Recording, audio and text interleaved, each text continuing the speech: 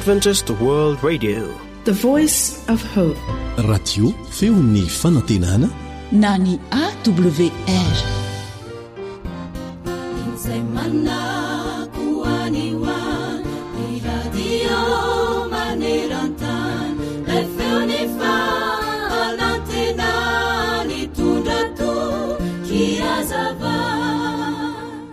Matetika ny hery manosika antsika hanao zavatra iray dia noho ny tahotra na fandrahonana na fahaiza mitenin'ny olona sasany fotsiny ihany, na dia efa fantatra izao aza fa zavatra tsy mety ary tsy tokony atao izany. Oka ireny teny mampahery izay manosika antsika hanao zavatra tsara no ho hery hanosika antsika hanatanteraka izany. Manomboka izao ary dia aza variana miaino ireo olona izay miteny lava aminao hoe izao ny tokony ataonao, izao ny tokony ataonao.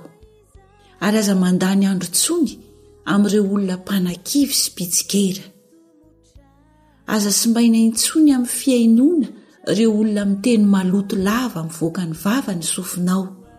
Fa eno kosa ireo olona manana teny mampahery anao ka hanosika anao hanao zavatra tsara, ka hahatonga izay marina ao am-ponao hivoaka sy ho tanteraka. Izany no henoy izay miara-dia amin'ny endry dia hoendro ny soratra masina, fa izay misakaiza amin'ny adala dia hidiran-doza.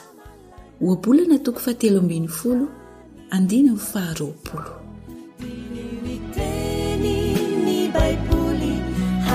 Sanandro mufunaina raiswawampu fazamalaina fatumuchani andriza.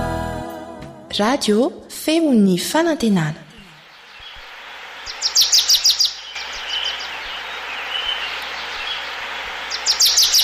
Asa sy tontolo iainana voakolo antoko ny fahavelomana.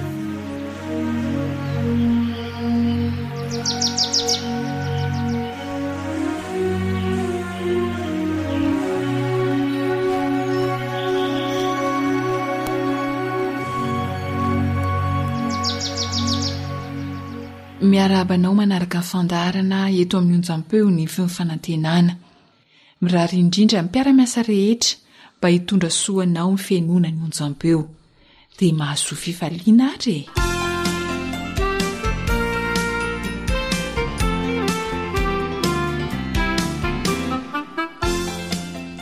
Zezika mahasoa ny fambolena sy ny fahasalamana tokoa ny zezika biolojika. Ary izany indrindra no ampirisihana ny maro izay manam-pandriana amboly sy ireo efa mpamboly mba hapiatra ny zezika biolojika.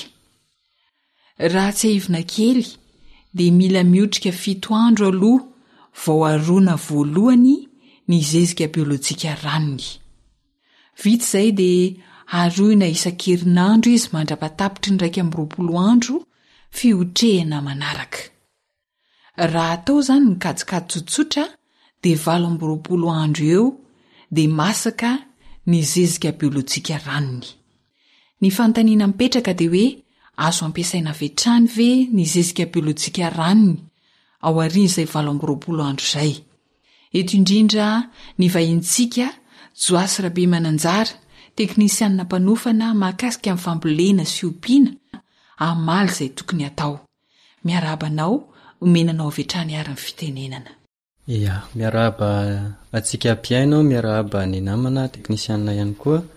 Rehefa tapitra izay fotoana nanamboarantsika ny zezika biolojika ranony izay, izany hoe rehefa tambatra dia manome eo amin'ny 220 andro, 7 andro ilay tapany voalohany ary 220 andro ny tapany faharoa, dia azontsika ampiasaina avetrana ilay ranonjezika. Kanefa ny fomba fampiasana azy ihany koa dia misy fomba fampiasana azy manokana fa tsy avetrany dia azontsika hoentina eny an-tsaha ilay zezika biolojika ranony izay vita teo. Ka ny fampiasana azy dia toy izao: atao mifanasaka amin'ny rano ny fampiasana azy, zany hoe raha manana ranonjezika 5 litatra ianao, maka ranonjezika 5 litatra amin'ity vao vita ity, dia tapohana amin'ny rano 5 litatra dia afangaro, izay vao azontsika ampiasaina eny an-tsaha. Mbola mila tapohana rano mifanaraka amin'izay fatra ampiasaina zany a ny zezika biolojika ranony vao afafy eny amin'ny voly. Dia ahoana ny fampiasa azy? Ny fampiasana ny zezika biolojika ranony dia manokana ho an'ny voly legioma ny tena fampiasa azy. Eo amin'ny fanomanana ny tany mpambolena izany ary mandritra ny fitsirin'ny voly dia manondraka toy ny fanondrahana rano, ny fanondrahana an'ity ranonjezika ity. Zany hoe raha manondraka anana ianao amin'ny maraina ka manondraka ihany koa amin'ny hariva, dia rehefa natokanao fa hanondraka ranonjezika ianao amin'ny maraina dia tsy manondraka rano intsony ianao amin'ny maraina, fa voasolon'ny ranonjezika iny ny rano izay tokony nanondrahanao tamin'iny tapany maraina iny, fa amin'ny hariva indray ianao vao manondraka rano. Atondraka eny amin'ny voly tahaka ny fanondraka rano zany ny zezika biolojika ranony. Averina fa raha indroa manondraka ianao ao anatin'ny iray andro, dia indray amin'ny fanondrahana zezika biolojika ranony, ary ny iray amin'ny fanondrahana kosa dia ranotsotra. Zany hoe raha maraina ianao manondraka dia azonao atao zezika biolojika ranony, ny hariva ranotsotra na ny mifamadika amin'izay. Tsy izay ve? Ia, ohatran'izay ilay izy. Ny fatran'izany dia mitovy amin'ny fatran'ny rano fampiasantsika rehefa manondraka eny amin'ny tanimboly. Dia fotoana ohatry ny ahoana avy zany ny mety ampiasana ity zezika biolojika ity, Andriamatoa Joasy? Matetika isika dia miasa ny tany mialoha rehefa hanao tany mpambolena amin'ny famafazana voa, ka amin'iny fotoana iny rehefa voasantsika ny tany dia azontsika atao ihany koa ny manondraka azy amin'ny alalan'ny ranonjezika fanamandona azy alohany ametrahantsika amafazantsika ny voa eo amin'ilay tany. Dia aorian'izay maniry ilay zavatra nambolentsika dia afaka manondraka ranonjezika indray isika, na ataontsika isan-kerinandro dia mety. Ia, rehefa avy niasa tany alohan'ny famafazana dia mety, dia aorian'ny famafazana ihany koa, ary atao indray mandeha isan-kerinandro io. Eny ary Andriamatoa Joasy amin'ny maha-teknisiananao, inona ny tombontsoa azo amin'ity zezika biolojika ranony ity? Ny tombontsoa azo amin'ny fampiasana zezika biolojika araky ny efa fantatsika dia ny vokatra azo avy aminy dia mahasalama. Manaraka izay ihany koa dia azo tahirizina tsara ny vokatra azo avy amin'ny zezika biolojika, ary tsy manimba tany ny zezika biolojika ranony. Ny tsara homariana amin'ity zezika biolojika ranony ity dia tsy azontsika tahirizina ho amin'ny taona manaraka ny zezika biolojika ranony izay vitantsika ao anatin'ny taom-pambolena anankiray. Izany hoe rehefa nanamboatra zezika biolojika ranony isika raiko veta tamin'ity taom-pambolena anankiray ity, dia izahantsika ny mandany an'iny ao anatin'ny taona fambolena anankiray. Fa rehefa tonga ny taom-pambolena manaraka dia diovina ny tranonjezika ary esorina ny faikany ao anatiny. Rehefa mampiasa azy ihany koa isika ny zezika biolojika ranony dia tsara kokoa ny mampiasa pompy, ka rehefa hanao azy ao anaty pompy isika dia sivanina ny faikany mba tsy hahatonga ny fahatsetsemana eo amin'ny pompy, ary iny ranony iny no tena ilaina amin'ny zezika fa tsy ilay vetiny akory.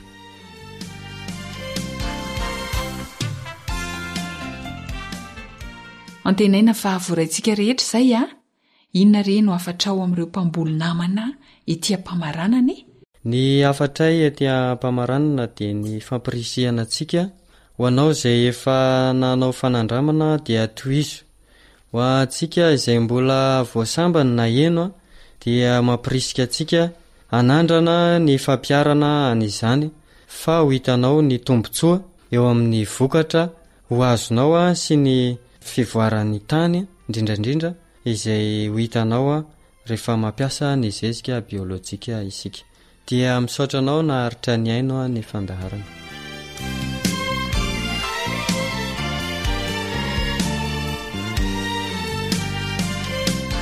Isaorana indrindra Andriamatoa Joasy be mananjara teknisianina mpanofana ny zara izay mahasoa an'ny malagasy namana.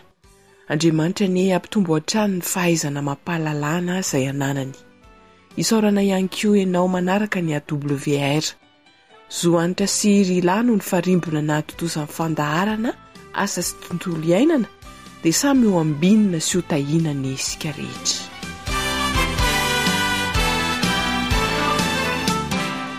AWR Téléphone 034 06 797 62 033 07 170 70.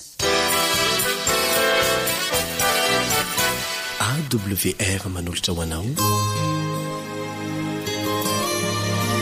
feon'ny fonantena.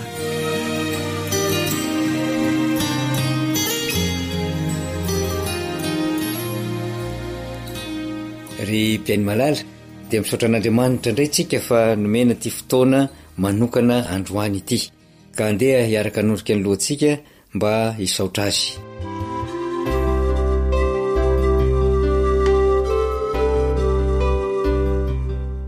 Ny dera sy ny laza ny herin'ny voninahitra mandrakizay dia ho anao ray malala sy tsara ary masiny indrindra any an-danitra. Eny misaotra anao izay tsy mitsaratra ny manonony izany teny izany satria lehibe ny famindramponao, lehibe ny fitiavanao anay ary izany famindramponao izany tsy nalanindritra ka mbola nahafahanay tamin'ity androany ity indray miona amin'ny alalan'izao fampelezam-peo izao. Ray malalo mamelany elokay mamindrafo aminay ary aoka ny hitoetra ny fananao masina aminay tsiraray avy ka raha andinika ny teninao indray zahay dia sokafany izany fanahinao izany ny masom-panahinay kosa andinika iaina ary atakatra izay tenao lazaina dia tononona sy angatany amin'ny anaran'i Kristy izany vavaka izany. Amen.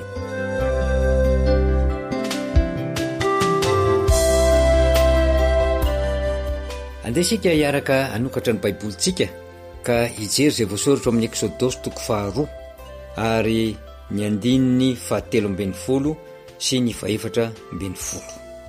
Exodosy 2 17 sy 14.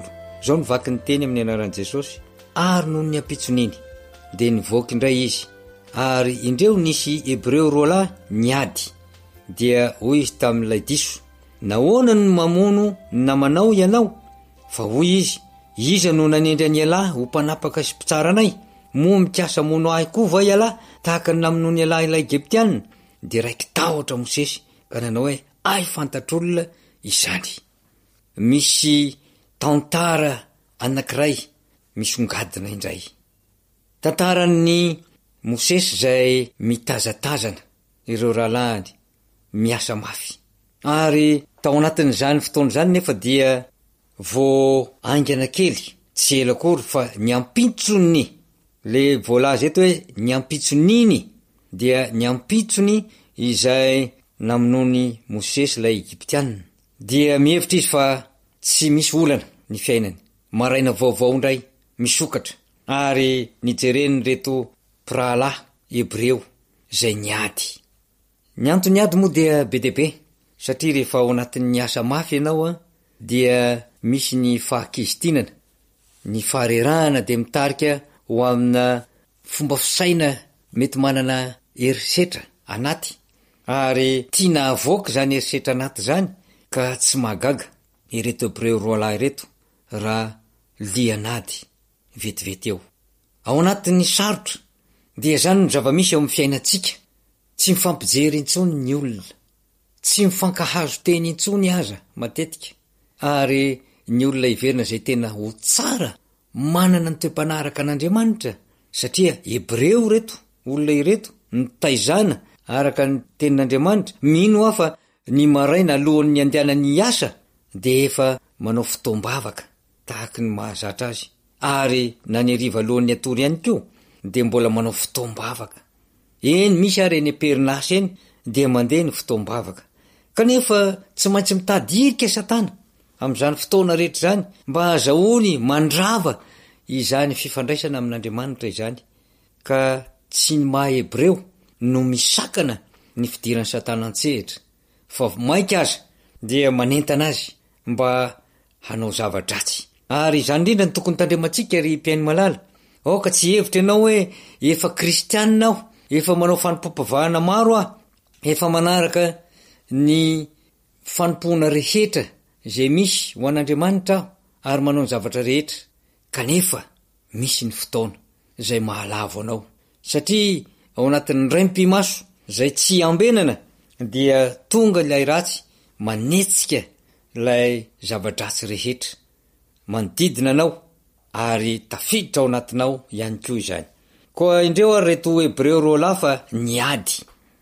de tsy mahagagy intsony zany toe-javatra zany satria tsy nisy ilay fiambenana ary rava ilay eritreritry ny fifankatiavana tao am-po ka rehefa niady izy roa lahy dia tonga ny fanahin'Andriamanitra ilay irak'Andriamanitra zay mbola mitazona ilay aim-panahy tsara tao aminy satria mbola nihevitra izy fa tamin'ilay fotoana zay namonoany ny Egyptianina de Mosesy io zany dia nanao zavatra tsara izy ary ny zavatra tsara zay netretiny de zao hoe nipetraka teo amin'ny toeran'ny mpitsara izy ary ny tsara marina ary zany tokoa no izy satria famarinana ne no namonoan'ilay Egyptianina satria hita ny fahadisoana ary eto ihany koa dia mbola nijoro mpitsara ireto Hebreo roa lahy ireto izy tsy avetrany izy de nilaza hoe ny anankiray ny diso na ny anankiray fa zao no fanontaniana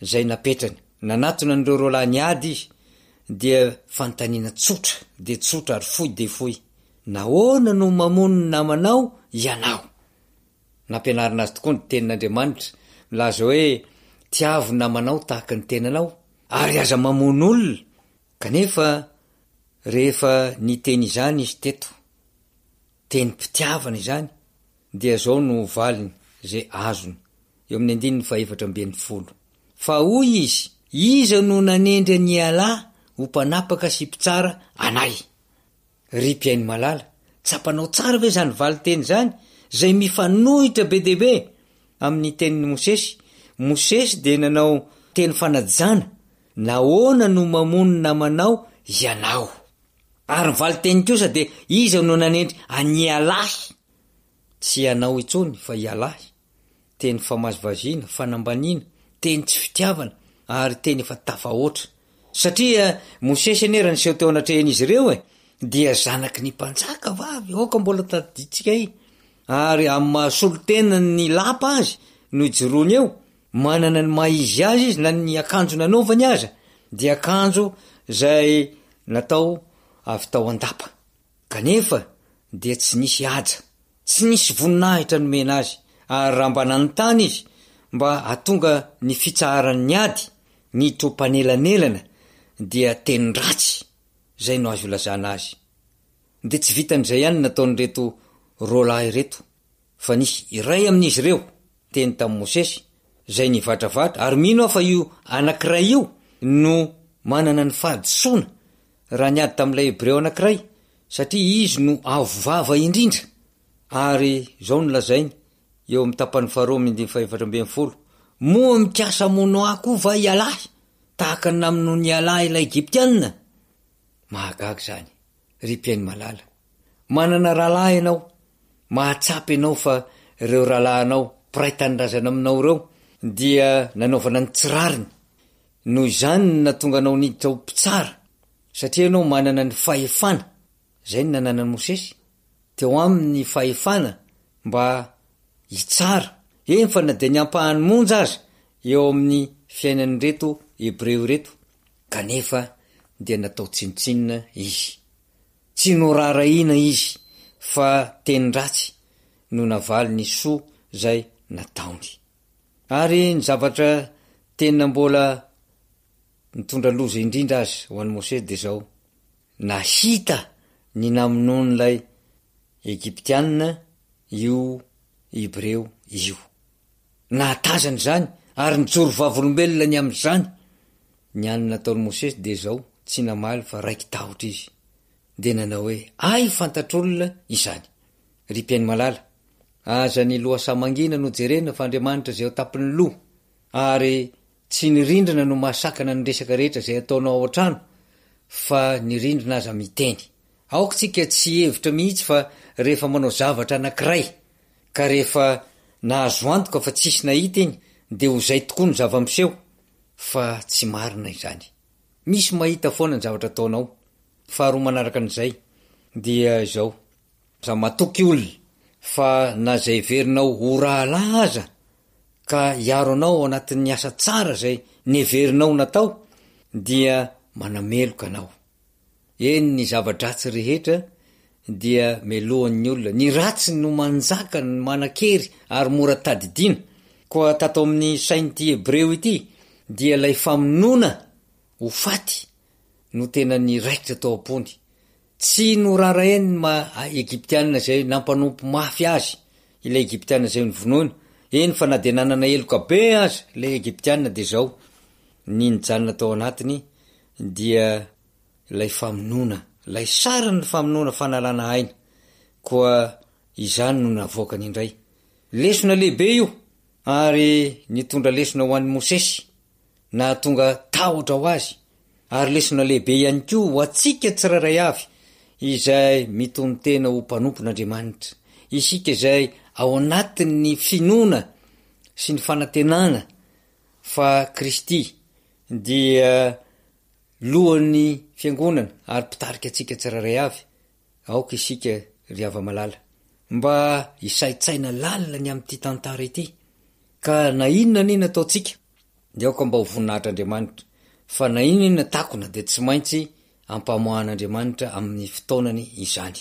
Na inona ataotsika iverintsika ho tsara de aoka tsika tsy hamita tena satria ny zavatra iverintsika ho tsara dia ratsy mandrakariva. Na tonga ny apôstôly Paoly manao hoe asiako mafy ny tenako mangana satria tsy ny tsara zay iveriko atao no atao fa ny ratsy kosa no mahazo vahana.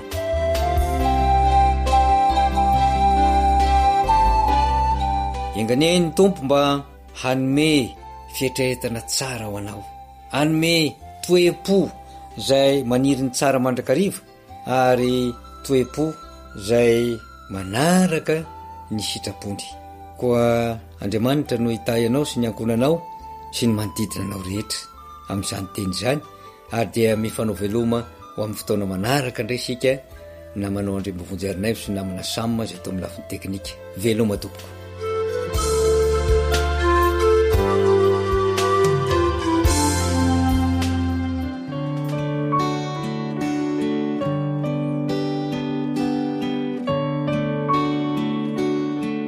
Ilay feo ny fanantenana.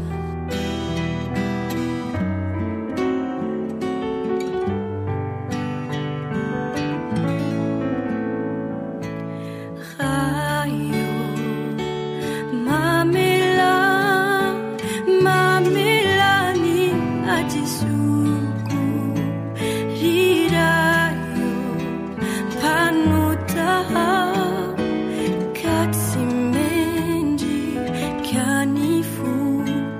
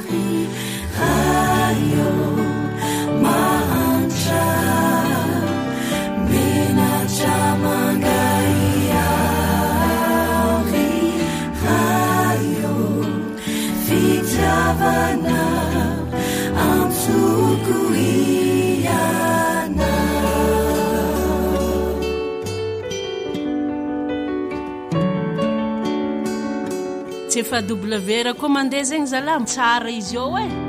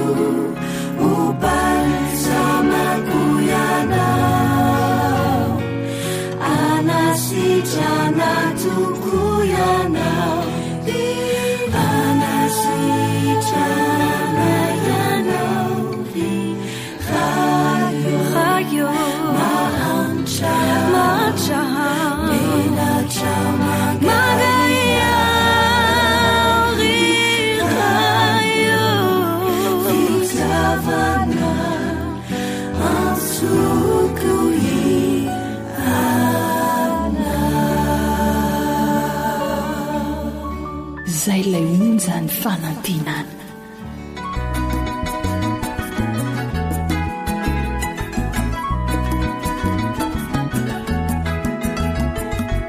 fasalamana voalohankarena kolokolo isanandro favolamena harena ny fahasalamako harena ny fahasalamako alalana olo zava-ketrena fasalamana voalohankarena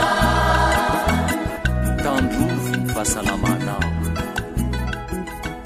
ampifaliana trano no iarahana aminao atao anatin'izao fandaharana harena ny fahasalamako izao antenaina fa andraisanao soatrano ny fanarahanao ny AWR ety am-panomboana dia tsy ho adinontsika ny vavaka ho an'ny tsy salama mba hiverena ny fahasalamana indray andao ary sika hivavaka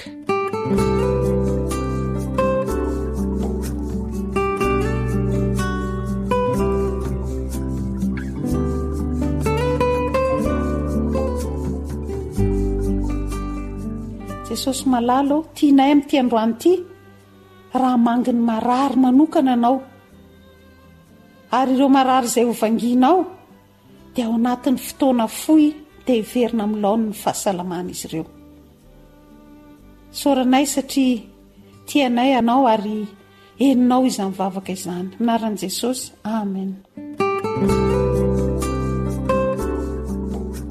ho tonga fainganane ny fahasitrananao ny fahamarinanao ho loha lalanao ary ny voninahitra Jehova ho vody lalanao hoy ny tenin'Andriamanitra ao amin'ny Isaia 45:5 ho tanteraka amintsika izany tenin'Andriamanitra izany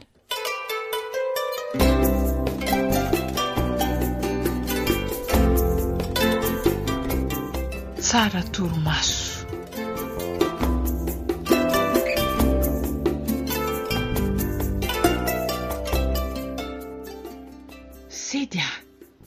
sedy mifoaza amin'izay fa ho tarafidirana eo anenao e sedy mifoaza ho ava efa fito ane zao e oy fa firy zory mialy a tena marina tsy ho tara indray androany efa fitora maraina ho ane zao e a tonga de andeha miomana de hoano ainga raha ny sakafo tsy vitako tsony zany misakafo maraina zany fa tena taraka maly ary ania efa voateny aleo aho tonga de kanjo de lasa e orsedy a de tsy sasakory maninona ary raha mba mifo aloha amin'ny manaraka zao sady tsy misasany tsy misakafo lozy zany mba fo azy aloha amin'ny manaraka lasa ary mialy a zay fa lasa e andrekako loza koa ty ataony sedy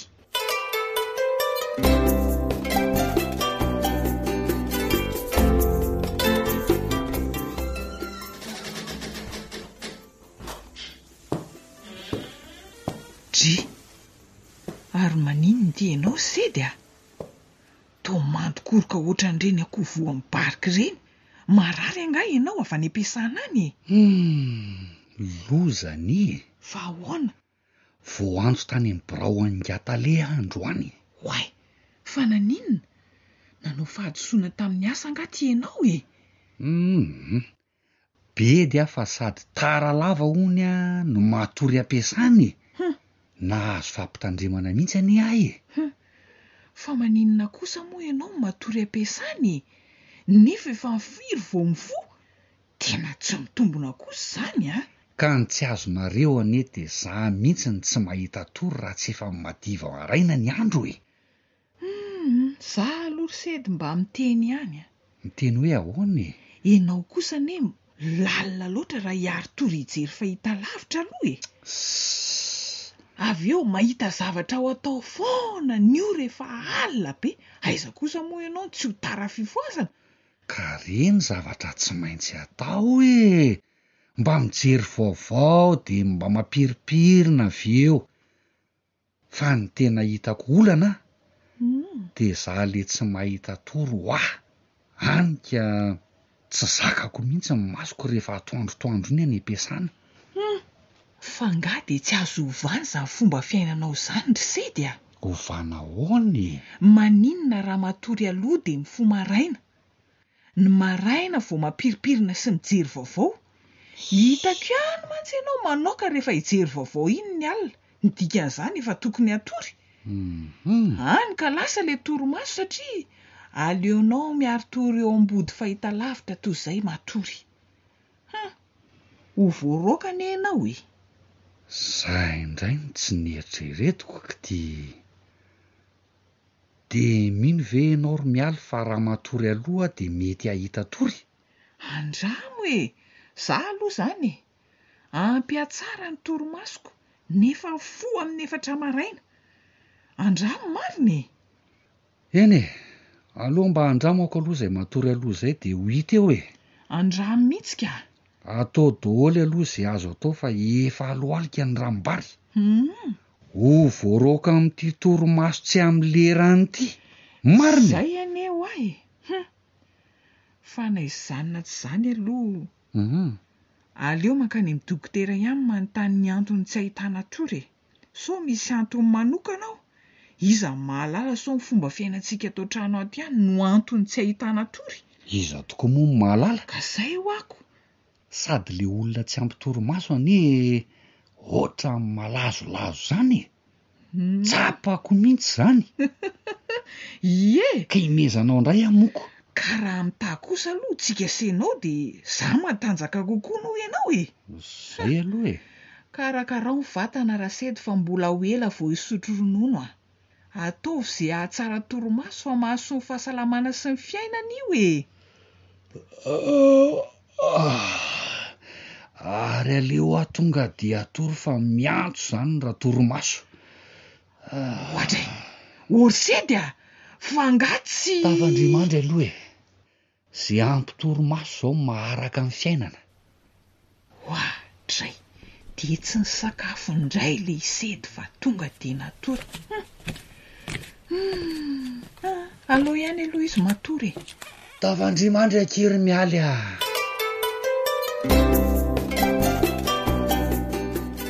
Soanitra no nanoratra ny tantara no renesanao teo no velomin'ny mpanoratra Serila.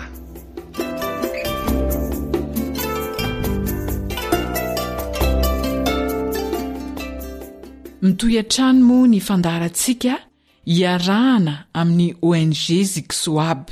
Tetikasa mikendry antsika malagasy ho ela velona ao anatin'ny fahasalamana. Miaraka amintsika eto ihany koa ny dokotera Iva Ravelson izay filoha-mpanorina ny ONG. Miarahaba dokotera. Efa andresaka mahakasika ny torimaso sika tamin'ny lasa. Alohan'ny anoizana andresadresaka raha mety azony dokotera tsy haivina amin'ny mpiaino ve ny mahazava-dehibe ny torimaso eo amin'ny fahasalamana. Miarabanao, maro mihitsy ny olona izay manafoy ny torimasony ary misy manampahaizana be dehibe zay mpandinika ny aretina mahita fa ny trosan'ny torimaso ny tena mamparary ny olona am'izao andro moderna zao ny trosana torimaso. Androany tsika iresaka an'izay torimaso zay amin'ny fomba fijery amin'ny fahasaramana ary misy voambolana anankiray zay fampiasandrareo any Azia any manao ny torimaso dia volamena ka zava-dehibe mihitsy tadidio anefa raha ohatra ao anatin'ny 420 ora matory adiny 9 ianao ny ampahatelo ny fiainanao ne zany matory ary zava-dehibe io satria zao io torimaso io no endrika anankiray ny fitaovana omen'Andriamanitra anankiray antsika olombelona mba atonga ny hery fiarovantsika hiakatra.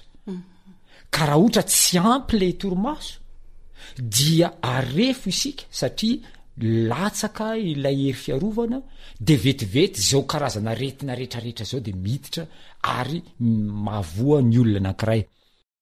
Rehefa amin'ny atoandrony ny olona voan'ny tension tena miakatra be ny tension fa rehefa matory izy midiny tension io zany hoe anisan'ny fitsaboana tension tsara indrindra ny torimaso. Mbola maromaro moa ny resantsika izy io any aoriana any fa resahako fotsiny ary ho an'ny olona misy cancer anisan'ny mampiena ny afainganam-pandehan'ny firongatry ny cancer amin'ny olona anankiray ny torimaso.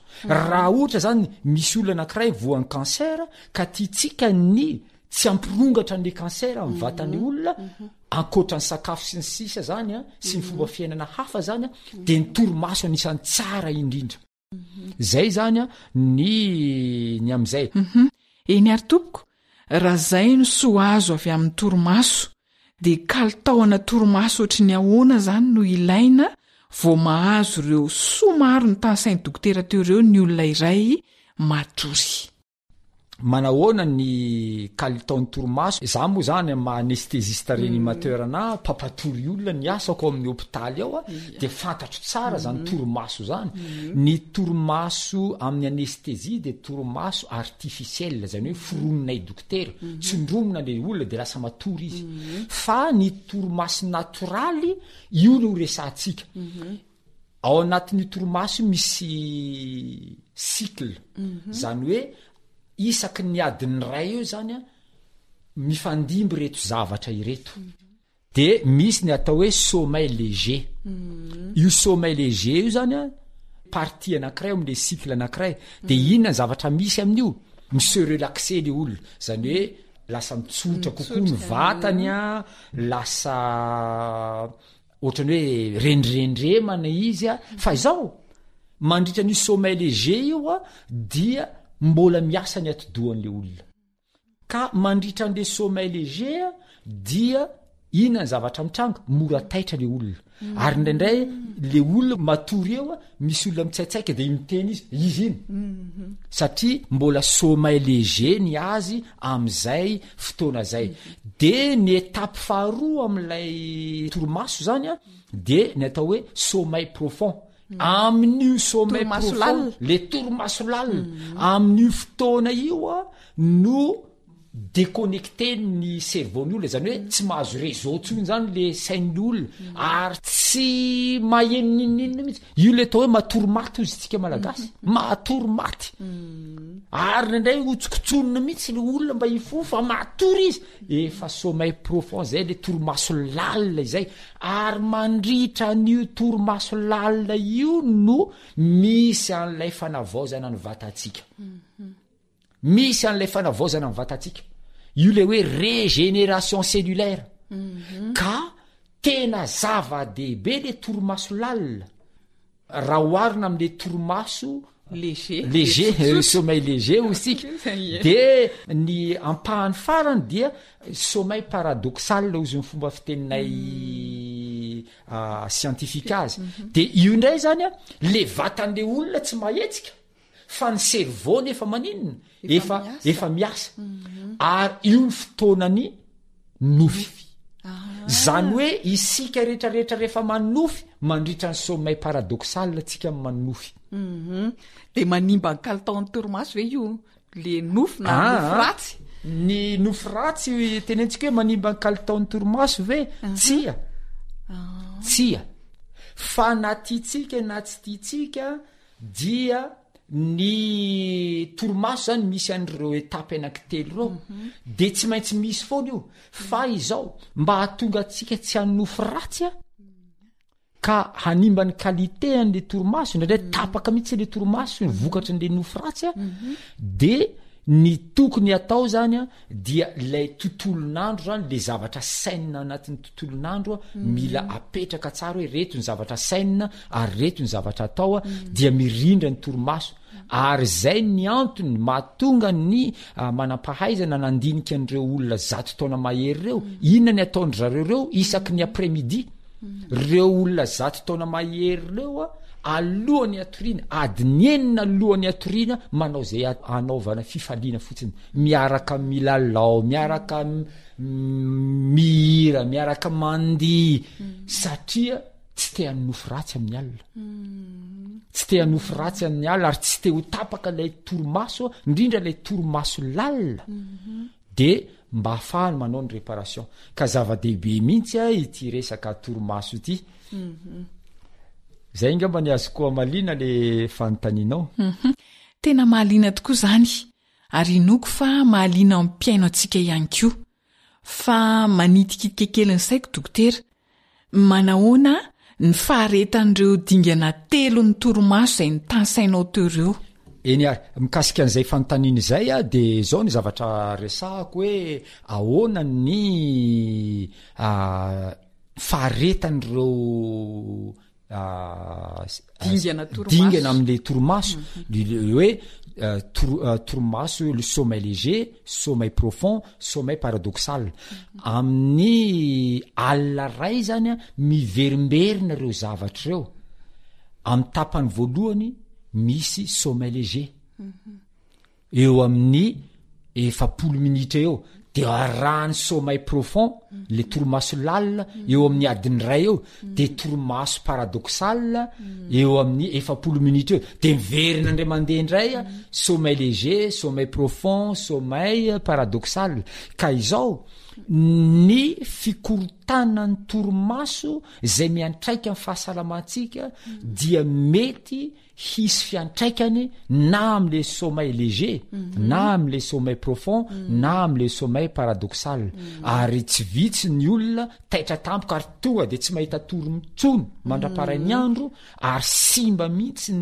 ny ampitsony tontolo lasa kamokamo sy ny sisa reradreraka satria tapaka le torimaso ka zava-dehibe ny alalantsika an'io a de amin'ny fotoana manaraka moa zany de ho tany saiko daholo ny tokony atao sy ny tsy tokony atao amin'ity resaka torimaso ity satria betsaka loatra ny fahavalon'ny torimaso zay miantraika amin'ny fahasalamaatsika. De le dingana telo ireo ve zany dokotera tsy maintsy ilaina daholo eo anatin'ny torimaso anankiray? Ilaina daholo io amin'ny fotoana manaraka any mbola ho tany saiko eto misy zavatra bizara moa ny fomba filazan'ny frantsay azy hafahafa mitranga amin'ny torimasotsika. Anisan'izany ohatra hoe bedibe ny olona miteny hoe nitsindriny mpamosavy tena tsy nahetsika mihitsy tsy de mpamosavy loatra ny nanindry fa ny fikorotanany torimasonao no nahatonga an'izay zavatra eny ary amaraparana andresadresaka androany sika dokotera manana afatra ho an'ny mpiaino antsika ary venao. Maro ny zavatra mbola ho resahantsika eto ary zay ny antony itenenako hoe manasanareo anaraka tsy tapaka izao fandarana izao mba ho velona zato taona mahery ho feny fahasalamana atsika tsirairay avy dia eto ampamaranana moa zany dia averiko indray mandeha ilay laharana zay azahoananay 034 39 415 28 034 39 415 28 na le laharana RTL 033 12 261 77 misaotra tompoko. Mankasitraka indrindra tompoko.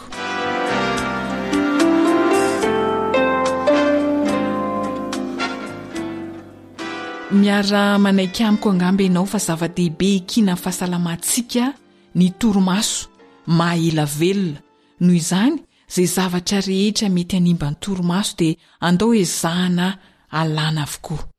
Ny fahalalana tsy arahana fampiarana mantsy dia zava-poana ihany koa dia andao ampiarina isaorana indrindra dokotera Iva Ravelson nanoro izay mahasoa sy mahela velona antsika malagasy sady tsy vitan'izay fa ho salama. Isaorana ihany koa enao mpiaino manjoy hatrany AWR Zoanitra Sirilano ny farimbona nahatotosan'ny fandaharana renan'ny fahasalamako. Ny tenin'Andriamanitra ifanaovana mandrapitafa dia izay voalaza ny oabolana 10 andin'ny fahenina manao hoe fitahiana no ao amin'ny lohan'ny marina fa loza no mandrakotra ny vavan'ny ratsy fanahy. Engany mba ho eo andohantsika tokoa ny fitahiana. Mandrapitafa.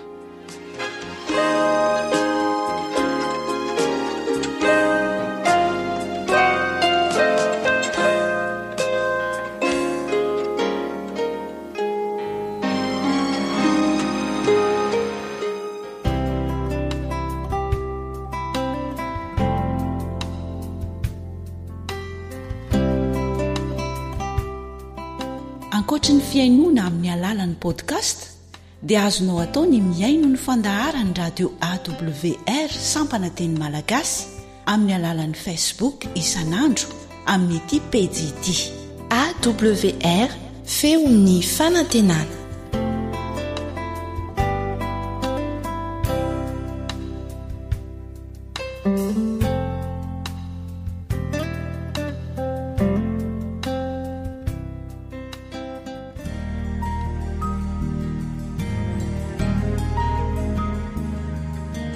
Faniteninao no fahamarinana.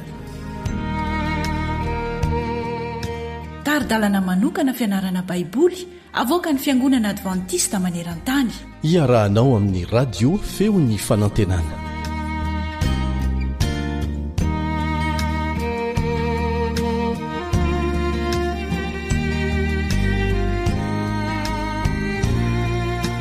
Misaotra ilay Andriamanitra namorona sy namonjy antsika isika.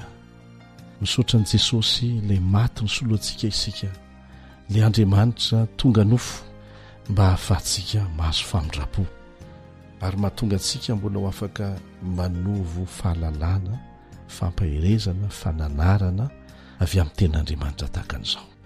Miaraka aminao hatrany ny namanao, mpiara-mianatra aminao Eliandry amin'ny Tansoa.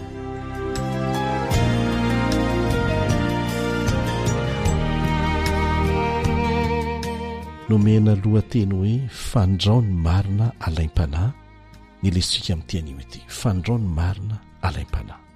Nahoana no nomena n'izany lohateny izany lesitsika? Maro ny kristianina ny velom-panontaniana hoe maninona ary ny olona tsy miaraka amin'Andriamanitra, tsy mivavaka fa manara-po amin'ny faharatsiana rehetra hatrany amin'ny famonoana olona sy ny sisa, kanefa manan-karena to ohatra ny sambatra azy amin'ny fijery azy. Fijery ivelany zany satria raha mandinika tsara ny fiainan'izy ireny ianao dia tsy misy fiadanam-po ao anatiny na kely azy. Ny volabe ananany tsy mampatory azy satria ny akamarony azo tamin'ny tsirariny. Ankoatr'izay dia tsy mitsahatra mifaninana sy mifanenjika. Zany zavatra zany dia tsy miteraka fiadanam-po sy fiadanan-tsaina mihitsy. Ary mahatonga ny tenin'Andriamanitra miteny ao amin'ny Isaia 7:7-8 Isaia 7:7-8 manao hoe tsy misy fiadanana ho an'ny ratsy fanahy hoy Jehova. Dia mbola amafisiny mpaminany Isaia ihany zany eo amin'ny 7:15-20 Isaia 7:15-20 tsy misy fiadanana ho an'ny ratsy fanahy hoy Andriamanitra. Manana fananana ara-materialy be dehibe izy saingy tsy avelan'Andriamanitra ampiadan-tsaina azy, anana ny fiadanam-po, ny ratsy natao, ny toetra feno faharatsiana. Dia etsy an-dan'izay nefany dia rehefa mahita ny fiadanan'izy ireny eo amin'ny ivelany, ireo olona manompo an'Andriamanitra, ny zanak'Andriamanitra, anisan'izany ireo nanoratra ny Salamo, dia mametraka fanontaniana. Misy nefa manana valiteny mazava dia mame antsika ihany koa ny vahaolana. Ovakitsika izay voalaza amin'ny Salamo 7:30 sy ny 9 ohatra. Salamo 7:30 sy ny 9. Ny tsy faharetan'ny fanambinana ny ratsy fanahy ary ny fahatezan'ny fitahiana azo ny tsara fanahy. Davida no nanoratra n'ity Salamo 7:30. Aoka tsy rehetra ny fahatezeranao noho ny amin'ny mpanao ratsy, aza mialona ny mpanao meloka, mitsahara ny fahatezerana ary mafoiza ny fahavinirana. Aoka tsy rehetra ny fahatezeranao fa ratsy ny hafaran'izany. Mazava tsara ny fampaherezana omeny Davida antsika eo anatrehany to fiadanana ivelany ananany ratsy fanahy. Aza tezitra, aza mialona ampanao meloka ho izy. Ny fahatezerana dia izao manimba antsika. Misy zavatra mivoaka avy ao anatin'ny tenantsika izay manapotika tsikelikely ny tenantsika, ny saintsika, ny fotsika mandritry ny fotoana matetritra atsika. Le olona ny efetsy tsy tahitra fa meme fotsiny, faly. Fa ianao izay tezitra noho ny zavatra ataony dia tena mahita loza satria miteraka tsy fahasalamana be dehibe ho anao, fahampitehany ara-tsaina amin'ny lafiny rehetrarehetra mihitsy ny fahatezerana, ka afoizo ny fahavinirana, aoka tsy rehetra ny fahatezerana fa ratsy koa ny hafaran'izany eo aminao. Ino ihany ny filazan'ny mpanao salamo koa amin'ny Salamo 7:70 ka ny 5 ka hatramin'ny 9. Salamo 7:70 ka hatramin'ny 9. Nahoana no atahotra amin'ny andro fahoriana aho, noho ny manodidina ny aratsian'ny mpaminga anahy, dia izay mahatoky ny hareny sy mirery amin'ny haben'ny fananany. Tsy misy mahavotra ny rahalahiny akory na mahazo manome an'Andriamanitra izay avony, fa sarotra avotra ny ainy ka tsy azo atao mandrakizay. Dia azonao vakiana koa ny Salamo 450 ka hatramin'ny 7. Salamo 450 ka hatramin'ny 7. Ny Salamo 5:7. Salamo 5:7. Mitaraina noho ny fiadanan'ny ratsy fanahy sy ny fiaikana terak'izany ho an'ny marina ireo salamo ireo. Tsy hoe mahomby fotsiny ny ratsy fanahy ny fahitana azy, fa manao tsinotsinona n'Andriamanitra mihitsy amin'ny fomba miharihary, mampahory ny hafa koa ankoatran'izay. Dia izao ny toe-javatra mahaverevitra azy ireo raha manapaka ny tany ny tehim-panjakany ratsy fanahy, dia toy ny tsy mahomby kosa ny tehim-pahamarinana. Raha izany, nahoana moa raha mialan-daharany miandany amin'ny ratsy fanahy raha izay no izy?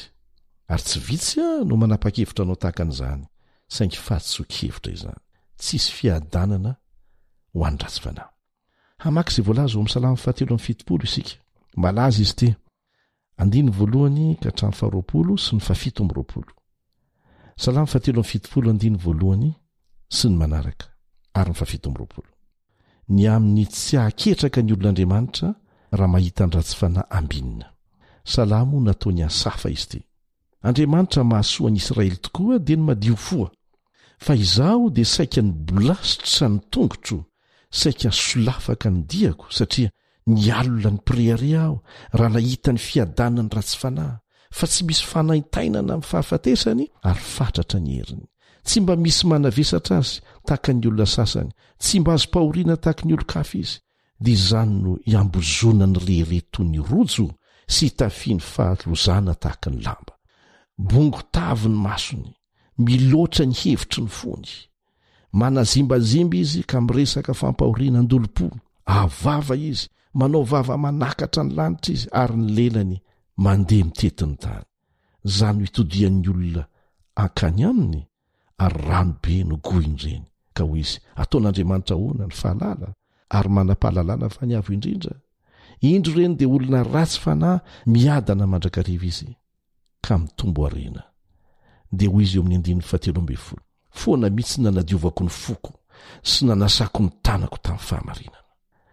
Mety efa tratra n'izany fisaintsainana izany ve ianao na efa niteny an'izany mihitsy? Dia azontsika vakiana ny toyiny fa raisitsika ny 17:20 fa indro very zay lavitra anao ary inganao zay rehetra mijangajanga mafoy anao. Fa zay fidiran'Andriamanitra tsetra zay zany no tsy andry. Andriamanitra nefa dia tonga ara-potoana ka manana faharetana fa ara-potoana fidiran'Andriamanitra tsetra. Inona moa no manampy an'ilay mpanao salamo hamakivaky ny toe-javatra sarotra tahaka an'izany, ary tahaka ny ahoana ny fiafarandreo zay mitoky amin'ny zava-poana. Zao ny voalaza eo amin'ny Petera 1:17. Petera 1:17. Ary raha lay tsy mizatavan'olona, zany hoe Andriamanitra zany, fa mitsara araka ny asan'izy rehetra, no antsoinareo hoe ray, dia mitondrà tena amin'ny fahatahorana mandritry ny andro ny fivahinianareo ity. Zany hoe mandritry ny fotoana havelomana ity, dia mitondrà tena amin'ny fahatahorana. Satria Andriamanitra dia mitsara araka ny asany tsirairay avy. Sanatria ny vava tompoko manohatra an'ireny olona manara-po amin'ny faharatsiana ireny amin'ny biby anankiray izay hatavezina, dia arakaraka ny hinanany anefa no hatonga azy ho akaiky ny antsy, ka tsy mandainga Andriamanitra. Raha mbola tsy tompony ampitso ianao tompoko, ary tsy tompony ainao, aza mirehare fa misy Andriamanitra mpitsara ao izay hitsara ny tsirairay ara-potoana. Ary mampahery antsika izany hijanona amin'ny fahamarinana, tsy misy fiadanam-po any ratsy fanahy, ka aza misahira-tsaina ny amin'ny fahitana amin'ny fisehoana ivelany ny to fiadanana ananany ratsy fanahy. Asehon'ny Salamo 3:70, fa izany zavatra izany dia manahira-tsaina ireo izay tsy mihevitra ny andininy voalohany amin'ity salamo ity, zay fanotinana ilay salamo manontolo hoe endre ny fahatsaran'Andriamanitra ny Israely amin'izay mahitsy fo. Andriamanitra moa dia misarika ny saintsika hijery azy ary hamantatra ny fahamarinana. Nosarihana ho amin'ny fitoerana masina izay toerany fanapahan'Andriamanitra ny sainy mpanao salamo, ary nampatsahivina azy tao fa ampahany kely iray amin'ny sary lehibe fotsiny ny miseho ankehitriny, ary tokony hevitra ny amin'ny farany izy, dia ny fotoana izay hiatrehany ratsy fanahy ny fitsaran'Andriamanitra.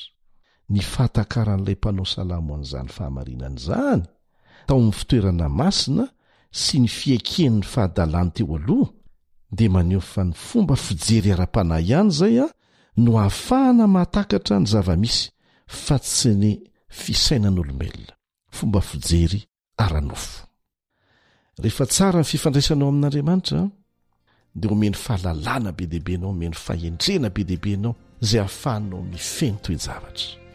Fa rehefa goragora ny fifandraisana amin'Andriamanitra, dia manjary mandaitra aminao ny fomba fijerynyzao tontolo izao, ny fomba fitsaran'izao tontolo izao. Ka mijery an' Jesosy tompo ny finoantsika sy mpanefa azy, dia mahazo hery avy amin'izany. Amen.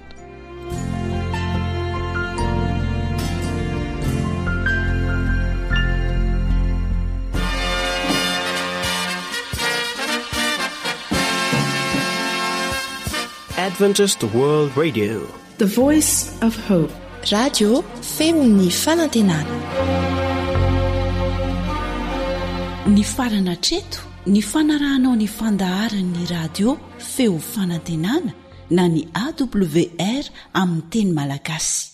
Azonao ataony mamerina miaino sy maka maimaimpona ny fandaharana vokarinay amin'ny teny pirenena mihoatriny 100 amin'ny fotoana rehetra.